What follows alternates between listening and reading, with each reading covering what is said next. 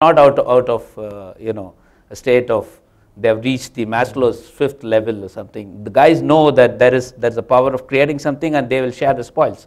So most of these young companies, including the Olas of the world and others, they are able to attract significant level of talent by telling those guys that you will participate in the prosperity of the organization, which could be stocks, which could be any other ways of recognizing.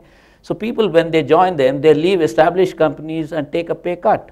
And you're seeing this trend happen today. So I think that is also possible. I mean, I don't know whether it will scale up to large numbers.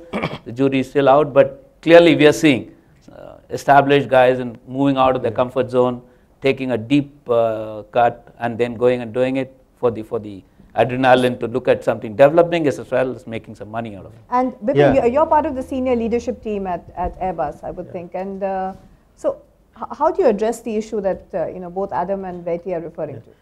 I think so. I agree with you that the whole business dynamics has changed. Today, think big, start small, and grow faster. So this is more of a, so you can see that in the last 5 years, all these companies, Ola and all, they started with like that. And they are getting fruits of it. And same thing for us also. When we think about any third country to grow, we just think big. Like say in India, we also think big. We started with 25 engineers. But now we are growing much faster, and that faster needs a talent management to grow.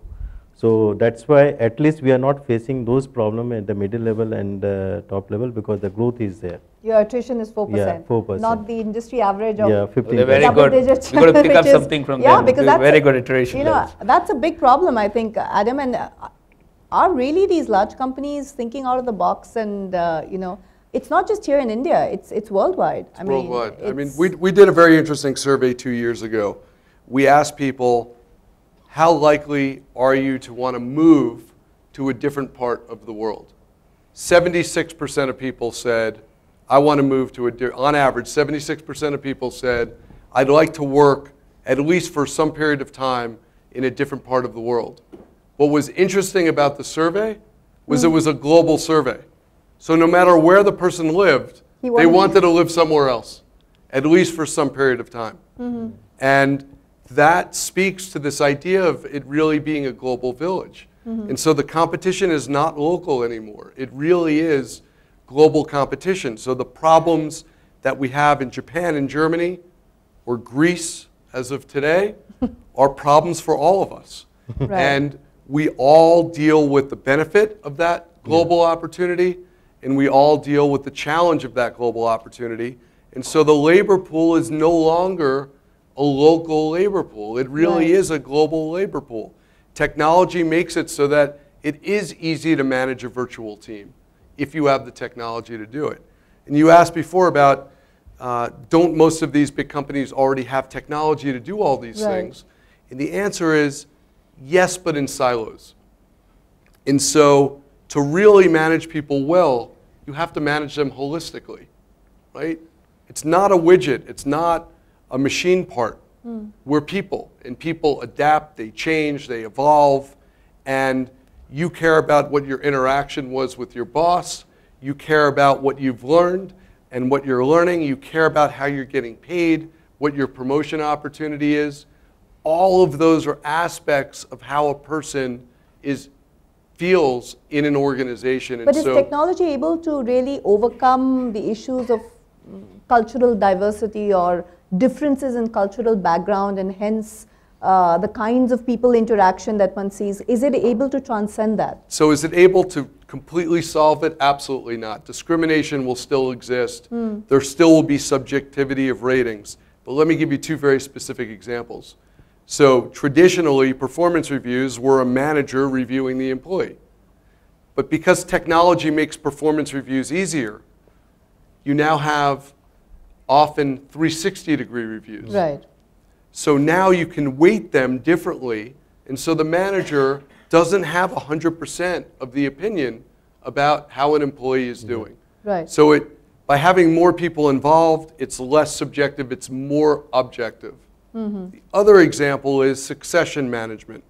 Most companies that we work with, particularly the largest of the companies out there, companies with over 100,000 employees, would do succession management only for the top 2 or 3 pay grades. So even with 100,000 employees, they might do succession management for 200 people out of 100,000 people in an organization, because it was very hard to do. You needed teams of people. You'd have to generate these massive reports. It was difficult to track. You'd do it once a year. But because technology makes it so easy to do, Right. most of our clients are doing it down to grade 7 or 8 out of 10. And so they're now starting to look at succession well down to middle management, which means the people you're assessing are not just the senior-most people. You're assessing everybody in the organization, and as a result, you have much better visibility Right. of who actually is high potential, who are the pivotal people in the company regardless of role, and who maybe should be good ideas for mobility in the organization. Vaidhi, and I'd like to understand from you is that what happens, and we've been going through a downturn, and it's been a tough market, Yeah. and more layoffs than hiring that has been happening, and that's been the persistent trend.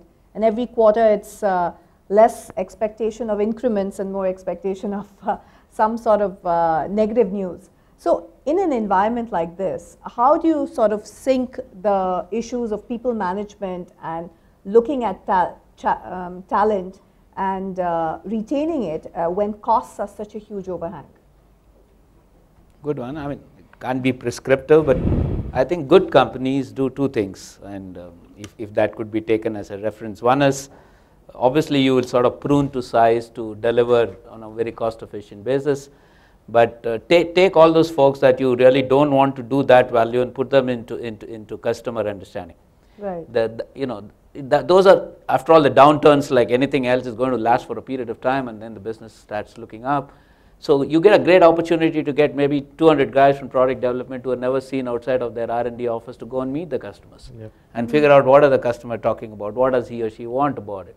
You never get a time to do this because they're always busy doing something or the other on their CAD CAM or whatever they're doing. But here is an opportunity, not too much to do, so put them onto projects. But very few companies will actually go with that. They will look at more the Jack Welch sort of approach of looking at the category of employees. That's why I said I'm not sure whether everyone would like to do this. Right. There are of course challenges in factories where you have a lot of blue-collar workers and what you do, etc. So it's not really a one shoe fit all. Right. But that's something that could be done. Yeah. Vipin? The Yeah, I thing agree about with companies with the massive layoff, you have fewer people to do the same work. Right. And so those people typically are no longer doing one job, they're doing 2 or 3. Yeah. And so how do they learn how to do those 2 or 3 jobs? They have to be trained, they have to be developed, even in a downturn. Right. So Yes, I agree with him that one size fits for not all. So basically what we are also doing, that we use this opportunity to develop the employees for the multi-skill. If they are developing in the aeroelastic area, we try to make them develop in the physics. So what happened that in the downturn situation, or when the project is over, that employee can be easily engaged in the other upcoming area where we are going to engage them. Right. So I think so the continuous organization has to see to keep the moral high of the employees also, to develop them in the talent management for the future requirement. So Dave, what do you do when it comes to managing your company? It's grown in, sorry Adam, it's grown in huge in scale and size, and you are across the globe.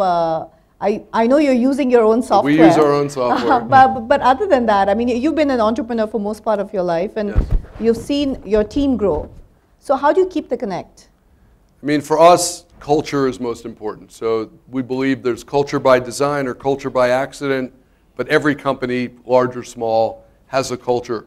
And so we were very proactive about how we define the culture of Cornerstone, and we've used that definition for our hiring around the world. And so what's very interesting to me as I travel to our offices around the world is how consistent the people are.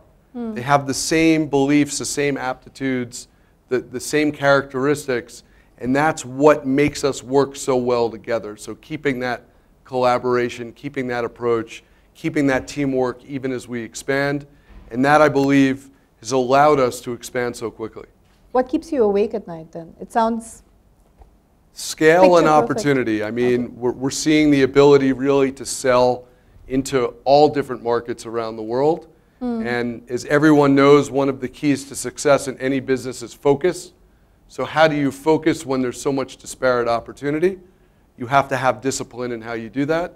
The other is scale. If your client base is doubling in very short periods of time, Right. your employee base is growing so rapidly on a relative basis, how do you keep that culture, keep your service levels up, keep the discipline, even in the expansion? So scaling the business is really what keeps me up. Verti, what's it been like for Manipal Global? It's been quite a meteoric rise. You're also looking at huge competition, both from India as well as outside. So how are you addressing some of these issues? No, I don't know whether you call it competition. I mean, from a Indian psyche perspective, the last thing which a parent would like to cut off is their kids' education. They would maybe shift their vacation to somebody else. Do I go with this guy or the other guy? They're all Indian All right. players. That's all. I think it's all right. I mean, I was just for putting a number in perspective. This country's gross enrollment ratio today is at 20% on higher education. The target is to take it to 30% by 2020. This increase of 10% reflects 25 million additional youth would come into higher education. 25 million. So you can have half a dozen more guys come into the business, more the But merrier. they'll still be It's absorbed. absolutely all right. We'll do a good job. Okay, great. Bipin, you've spent, for instance, you've been now at Airbus for a 8 long years. time, 8 years. So you've seen your base grow of employee strength grow to 500 plus engineers. How do you continue? Do you think the current systems are strong enough to continue absorbing the kind of scale and increase in workforce that you're seeing? Yeah, see, actually, what I will say that when you buy a property, you see the location, location, location. Same thing here. We are fully engaging the people as a engagement, and that engagement is making a zeal in the system, and we have created a nice platform even to have a scenario where our workforce is growing 10 to 20% every year. Right. So which means that this type of engagement is only making the whole, you can say, the team together, and also to market them together also in the Europe to have a future growth. So that thing comes as a free. There is no free lunch. So employees has understood that they have to work hard and they have to bring together as a team to bring the workforces in the future to grow. Okay, great. We've done enough talking. I know you've all been listening in patiently, and I'm hoping that some of you will ask the questions that we haven't asked, which have been burning on top of your mind. Let me do a quick survey. How many of you are actually, well, I don't know. I don't know how many of you are from the companies being represented here, but how many of you are actually satisfied with the way your own talent management or people management is happening at your companies? Not a single hand going up. Dave? Sorry, Adam. I don't know why I'm saying Dave. I'm so sorry. Terrible. Papa. Okay. Okay. That means you should have lots of questions. No, if lots of hands had gone up, we should be on the other side. We should hear from that. Yeah. But fire away. Any questions that you may have? No questions. All of you are not happy with where you are right now. Yes. Yes. Young man at the back. Please introduce yourself. Yeah, I'm Ranjan from Schneider Electric. There's always a dilemma of whether do we buy talent or do we build talent from within. And generally I find that organizations are in a hurry to buy talent rather than build talent. So what's your take on this and what's your perspective? Adam? Well, again, in the Western world, it's becoming impossible to buy the talent. There just simply aren't enough people. And companies are being forced to build the talent. It's just a requirement. I believe the same thing is quickly happening here in India, where the luxury of being able to afford that talent because of the competition for those people, it's just too high. And so your only real alternative is to build from within. Beti? No, I think it's actually honestly a great question. Let's say for an argument's sake, you have a 10% attrition in your company. For even the best of organizations would have an attrition for various personal reasons, let's say.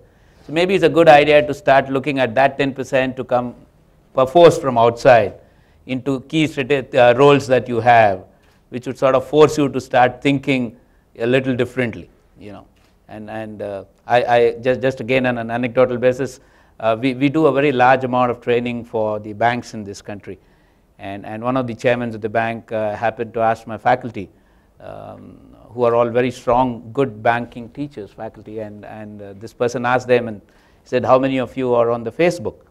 And 5 hands went up out of 50 or 60. And so the question that he was trying to ask them was, if most of the students that you are teaching today are spending most of the time in the social media trying to get themselves educated, learned, etc., if you are going to teach them, you have to be where the teacher is, where the learner is.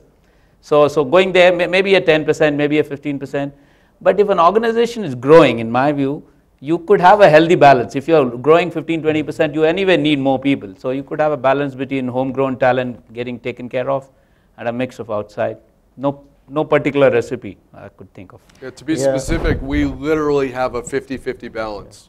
So if we have openings in management, which we often do, 50% of those positions will be filled by promoting people and 50% from the outside, specifically to accomplish 2 objectives. One, the ability to show career paths for the employees that are here, but the other to infuse new ideas, new diversity into the system. So prior to 2007, I was in Schneider Electric only. Oh. So it will not be